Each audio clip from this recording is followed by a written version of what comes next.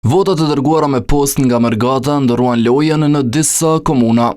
Pesha diasporës më së shumti u ndje në Mamush. Aty fillimisht fituesi u shpall pa balotazh, por zarfet nga jashtë shtetit përmbysën këtë epilog të hershëm dhe quan komunën drejt një rundi të dytë zgjedhor.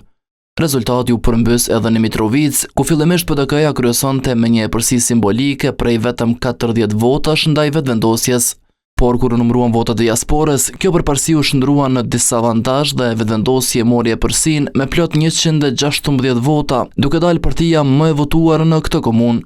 Ndonse në shumicën e komunave renditja e partive nuk ndryshoi rrënjësisht, përqindjet u zhvendosën dukshëm.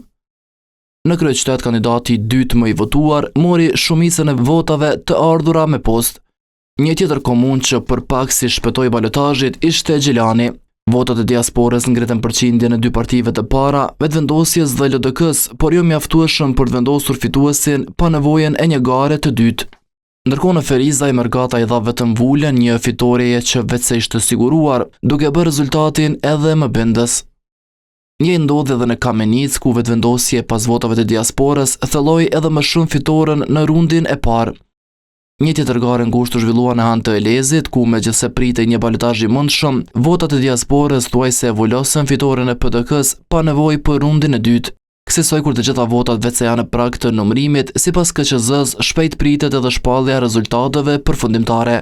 Komisioni Qendror i Zgjedhjeve është në fazën përfundimtare të aktiviteteve, të cilat duhet të zhvillohen pas ditës së votimit për të ardhur deri tek shpallja e rezultateve përfundimtare. Ndërkaq gara për balotazh do të mbahet të dielën e 9 nëntorit.